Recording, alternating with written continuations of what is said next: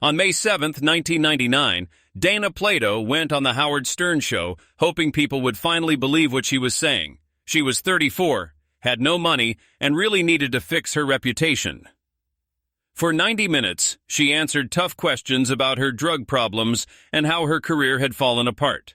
She tried to stay tough, but her voice kept shaking. At one point, they cut some of her hair right there on the air for a drug test while she just sat there frozen. She left the studio thinking she still had one more shot. Less than 24 hours later, she was gone. What she said in those last moments tells the whole story. Dana Michelle Strain was born on November 7, 1964, at Mission Hospital in Huntington Park. Her mom, Linda Strain, was only 16 and already taking care of a baby who was just 18 months old. Life was already hard, and another kid was too much. So in June 1965, when Dana was 7 months old, she was put up for adoption. The adoption was completed by Dean and Florin K. Plato, a couple who lived in nice neighborhoods in the San Fernando Valley. Dean owned a trucking company that kept the family comfortable. Dana grew up with safety and good things, but even then, there was a quiet secret in her childhood.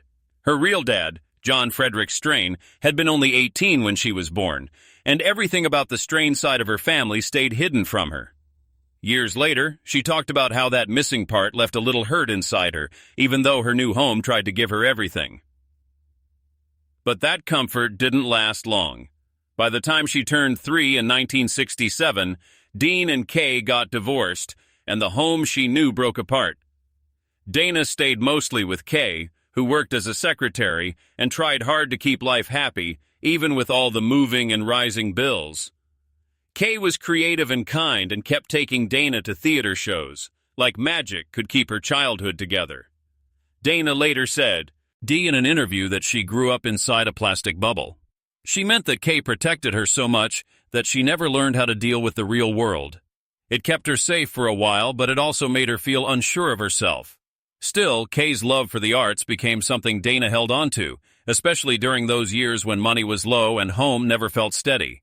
Even with all that change, something in her kept pulling her toward performing.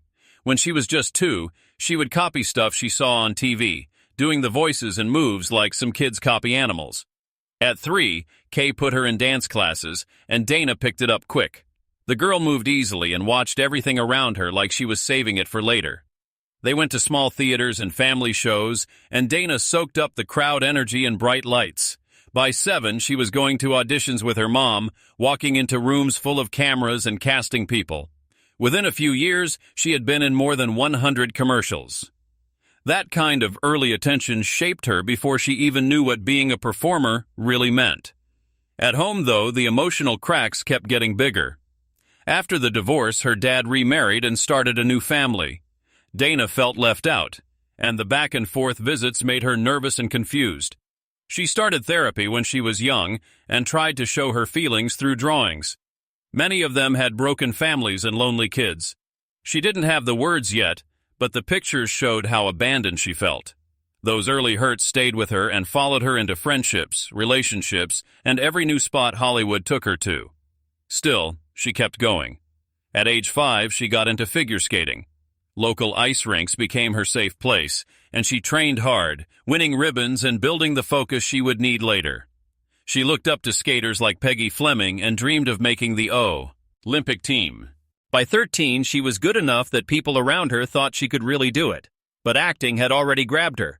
By then, she was balancing auditions, skating, and school.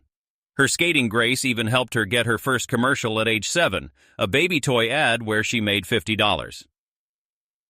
The whole family was excited because the check felt like a quiet hint that maybe she really had something special. Her first big TV step came at age 10.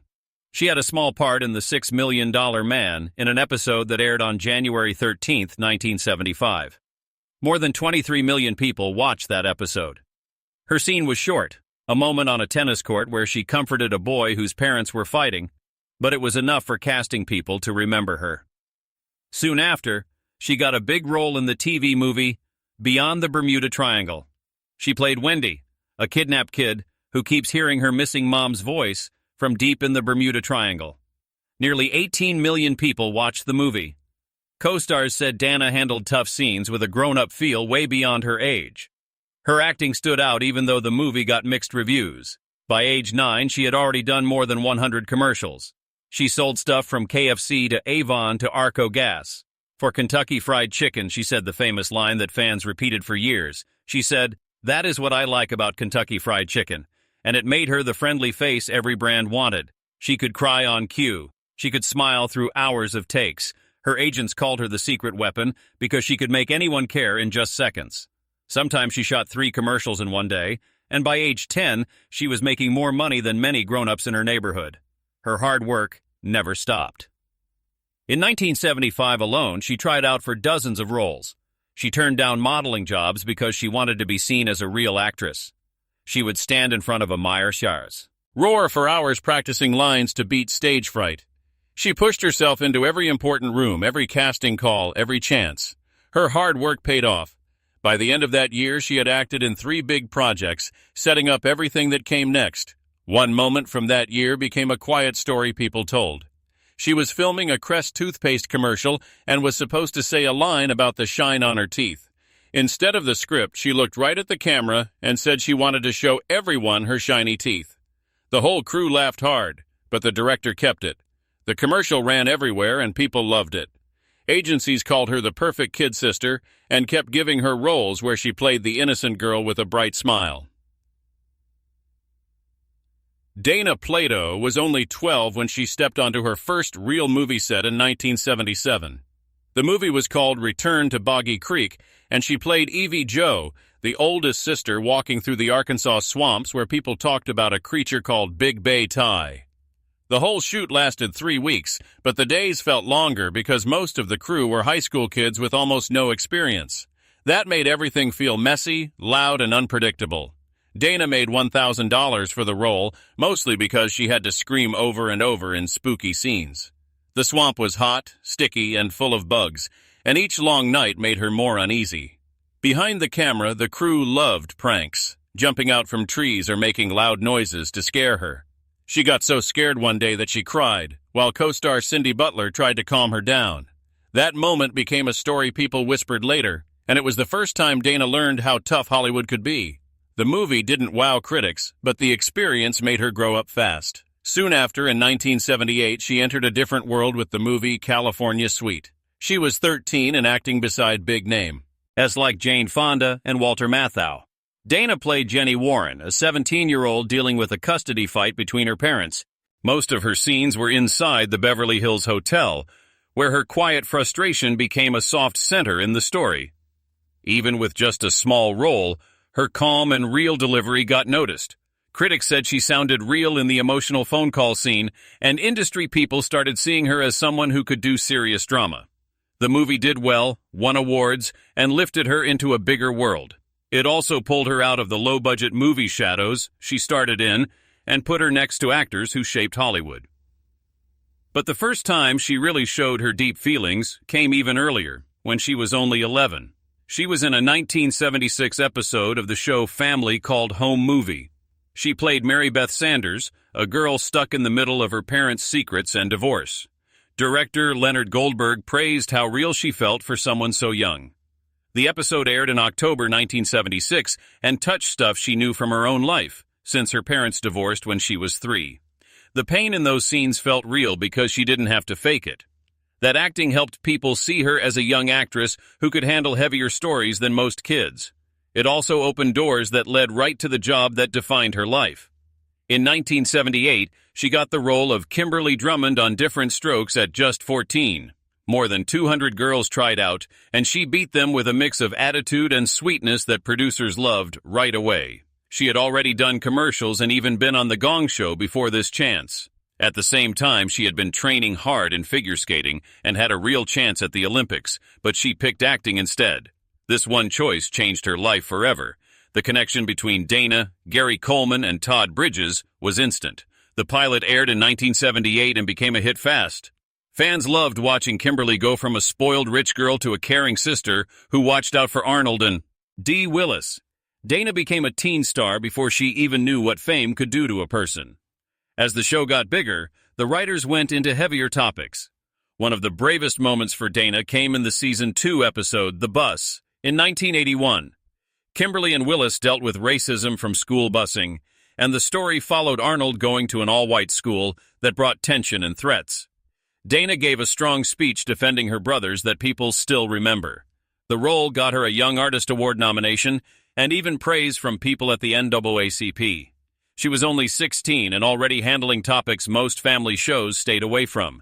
The episode became one of the most talked about in the show's history and gave Dana a big spotlight. But off camera, life was heavier than the scripts. Fame hit fast and brought its own pressure. At 14, she tried marijuana for the first time during a lunch break, pushed by older crew members who said it helped them chill. The long days and quick changes made curiosity turn into a habit. Todd Bridges later talked about how he and Dana would share their worries during breaks. Dana's pay went up to $22,000 per episode by 1980, which would be about $90,000 today. She even bought a pony because she wanted something that made her feel normal. Yet she told Conrad Bain she sometimes felt stuck by the show's family setup because it reminded her too much of her own messy childhood. The mix of success and emotional stress started shaping the struggles she would face later. Then came The Teacher's Pet episode in 1981. It aired in November and caused trouble right away. Kimberly was put in a story where a teacher showed wrong interest in her. Viewers said the topic was too grown up for a show with kids. Parents called the network. Groups complained. Director Jay Sandrich worked close with Dana to make sure she got the feelings right and felt safe. They even practiced alone to not overwhelm her. Still, the argument went on for weeks, filling talk shows and newspapers. For Dana, it was another test of how far she could go as an actress and how much public pressure she could take at a young age. In 1982, she got a Young Artist Award nomination for her role in A Step in Time. She showed up to the ceremony in a special dress that made her stand out among child stars. She chatted with actors like Ricky Schroeder and talked about the weird mix of fame and growing up. But inside, she was struggling. Puberty changed her body faster than the industry wanted. Fittings got uncomfortable, and she worried she didn't look like the perfect teen star anymore. The nomination was nice, but it also reminded her how much people watched her looks. Those worries planted seeds of worry that stayed with her for years.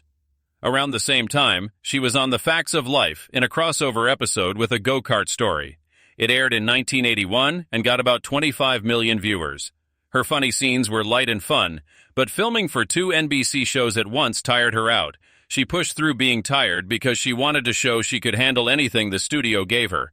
The episode's success showed her star power went beyond Different Strokes. Still, the nonstop work wore down her energy and health. By that year, another secret struggle had started. In 1982, she began taking prescription pills from the set. Valium and Lortab were the ones she used most. Lortab was a painkiller about 10 times stronger than codeine. She told Janet Jackson during a visit that the pressure to stay perfect made her feel like she couldn't breathe. Fans wrote letters begging her to keep the sweet girl image.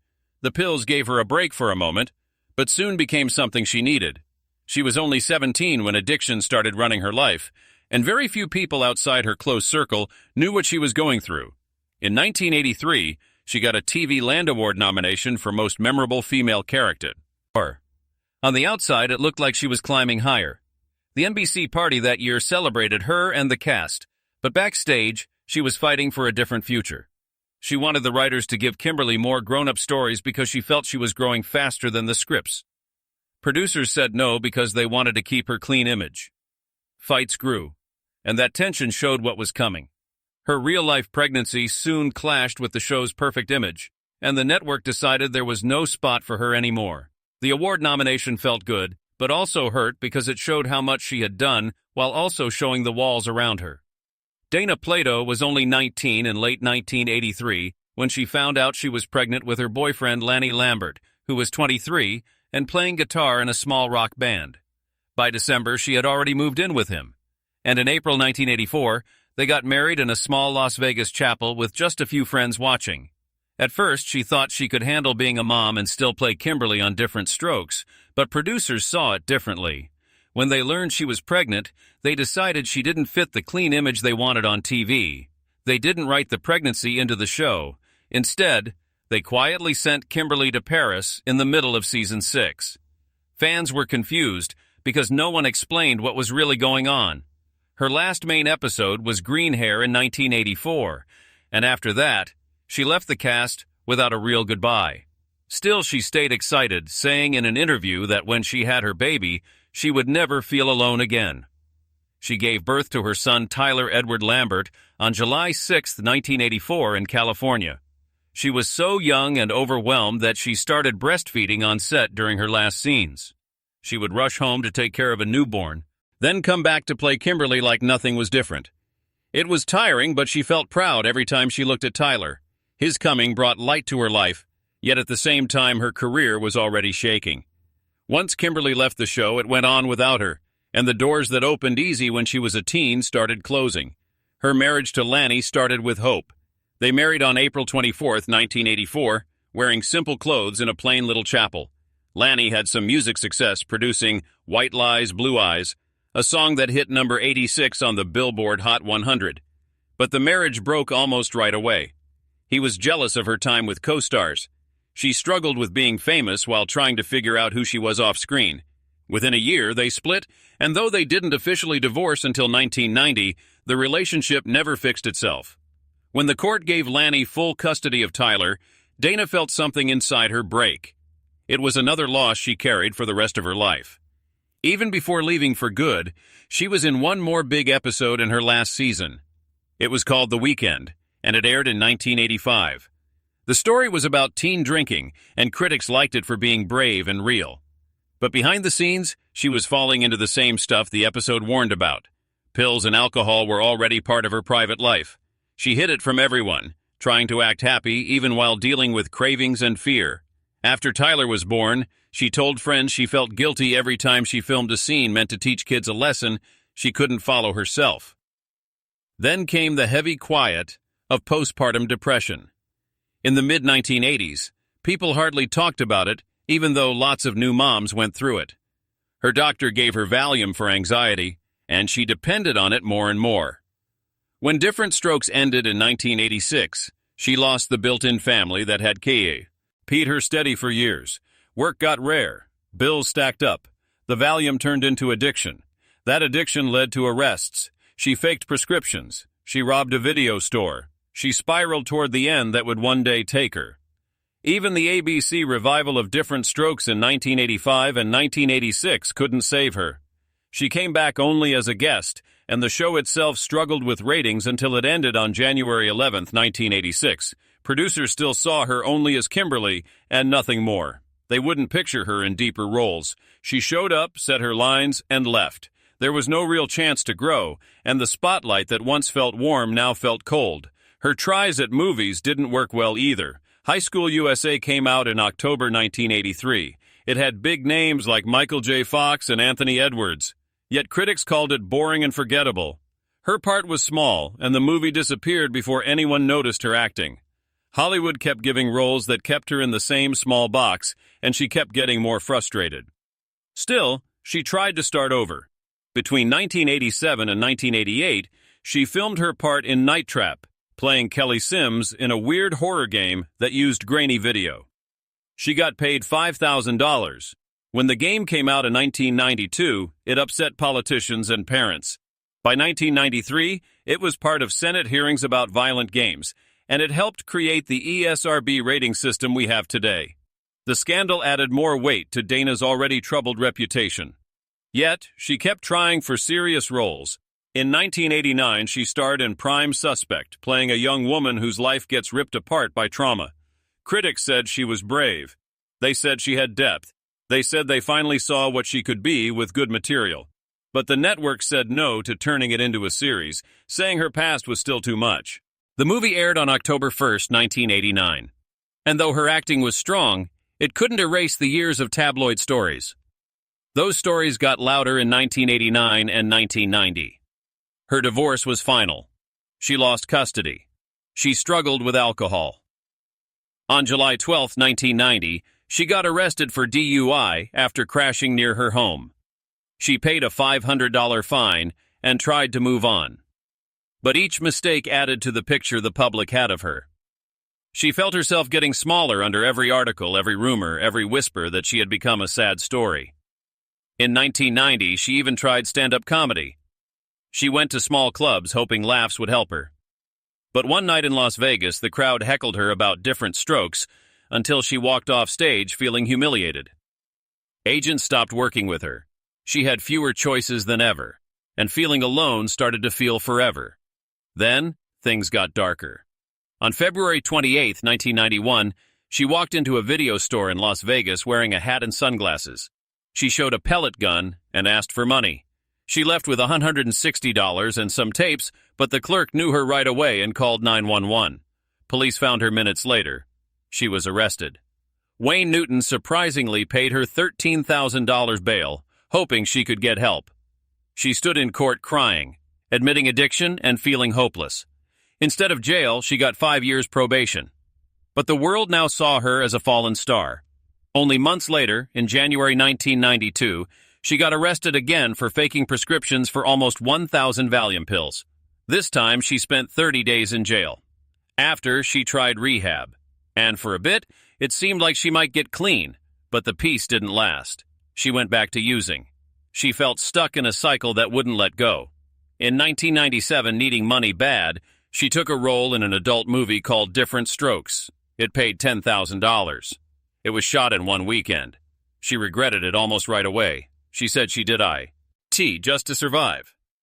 Fans were shocked. The movie became another sign of how far she had fallen from the sweet teen they watched on TV. Her relationship with Tyler hurt too. In 1995, when he was only 10, he had to call 911 after she overdosed in a hotel room. The moment hurt him deep. Their visits were rare because of custody rules, and every time he left, she felt something twist inside. Addiction had taken so much, and now it was taking her chance to be the mom she wanted. Even her 1993 Oprah appearance was hard behind the scenes.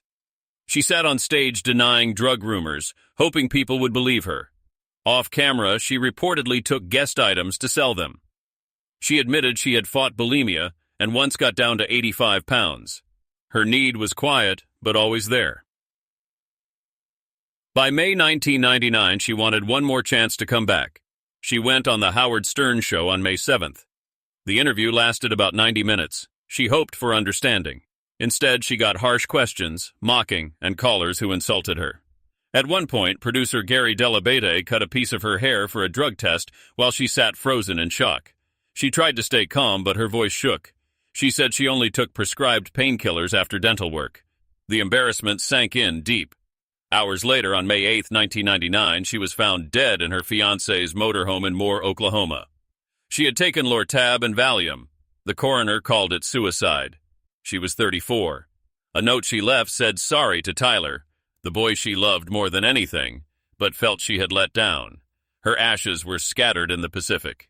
The next year, people talked again about the Different Strokes curse. But behind the headlines was a young woman who never got away from the pressure that started when she was still a kid. Tyler carried that hurt until his own last day. Raised by his grandmother, he had nightmares about his mom's overdose and the mean stuff she faced in her final public moments. He fought addiction too. He went to rehab more than once, but the weight of everything stayed with him. On May 6, 2010, at age 25, Tyler died by suicide in Oklahoma. His grave is near his mother's, a sad repeat of the path they both took. Their story left a mark on the industry. In 2000, a TV movie called After Different Strokes, When the Laughter Stopped, tried to show the real side of fame for Dana, Gary Coleman, and Todd Bridges. Over time, her story came up again on TikTok and other places, with people calling for better protection for child actors. They talk about burnout, addiction, mental health, and how fame can mess up a life before it even starts. And year after year, Dana Plato stays a reminder of how fragile young stars can be, and how much they need help long before the cameras stop rolling.